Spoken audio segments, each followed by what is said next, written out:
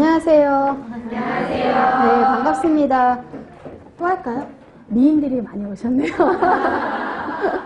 아까 우리 오전에 이미 제가 네, 저는 이제 영양판정 영양교육을 12주 동안 강의할 권수경이라고 합니다. 오전에 이제 생애주기 영양학을 강의를 들으셨잖아요. 자, 근데 오후 강의는 이제 12주 동안 영양판정과 영양교육 과목이 진행이 돼요. 근데 이제 제가 조금 말씀드린 것처럼 이 영양교육이라는 과목이 전체 시험에서 차지하는 비중이 30% 정도이니까 굉장히 큰 비중을 차지하고요. 실제로 내용도 많고 뭐 기출문제도 그만큼 사실은 그동안 많이 나왔던 부분이라 중요해요. 그래서 영양판정을 일단 지금 오늘부터 시작을 해서 한 5주, 근데 사실 5주에는 다 안 끝나더라고요. 5주 하고 그 다음에 한두 시간 정도 더 강의를 해서 가능하면 6주 안에 이제 영양판정은 마무리를 하고요. 그리고 그 이후에는 영양교육을 하고요. 그리고 이제 아까 말씀드린 것처럼 사실은 생애주기 영양학도 10주 안에 끝내고 나머지 한 2주 정도는 영양교육으로 네, 그렇게 강의가 나가게 될 겁니다. 자, 그래서 영양판정부터 시작을 할 거고요. 네, 영양판정은 5주에서 6주 정도 네, 강의를 해서 마무리를 하도록 할 거예요. 자, 영양판정 차례를 한번 보실까요?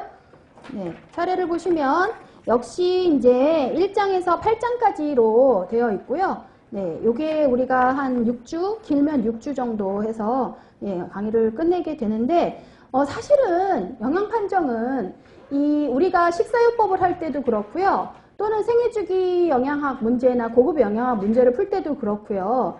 그 문제 자체에서 물론 판정을 물어보는 부분도 있어요. 뭐 어떤 최근에 보면은 어떤 뭐 식에 관련된 그 식 안에 들어갈 어떤 내용이라든지 이런 걸 물어보는 거는 이제 판정 자체만으로 문제로 나오는 경우도 있지만 또는 식사요법과 관련해서 요러요러한 검사 결과가 나왔는데 요 사람한테 해당되는 식사요법이 뭐가 있느냐 이런 식으로 다른 과목의 내용과 관련해서도 나올 수 있는 영양 상태를 파악하기 위해서 나올 수 있는 이제 그런 부분들이 많이 들어가 있어요.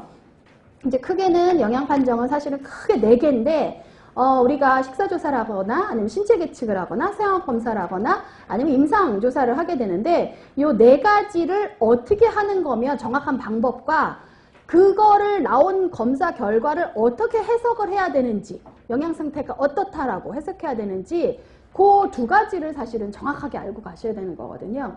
네, 그럼 말씀 100번 드리는 것보다 우리가 내용을 아는 게 중요하니까요. 내용으로 들어가도록 할게요.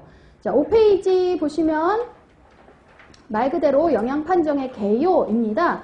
그래서 영양 판정이 뭔지에 대한 전반적인 이런 얘기가 이제 1페이지 있어요.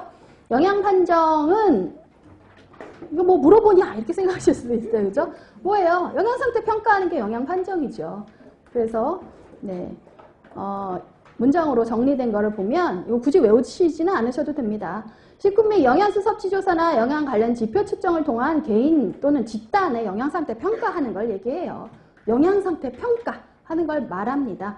또는 요거를 조금 이제 다른 말로 영양 상태 손상 여부나 손상 정도 및 특징을 식사 섭취량, 생학 검사, 신체 계측치 및 임상 조사를 통해 영양 상태를 평가하는 과정 똑같은 말입니다.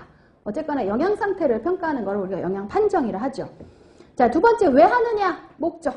크게는 영양 상태를 알아보는 거는 뭐를 위해서 하는 거예요? 결과적으로는.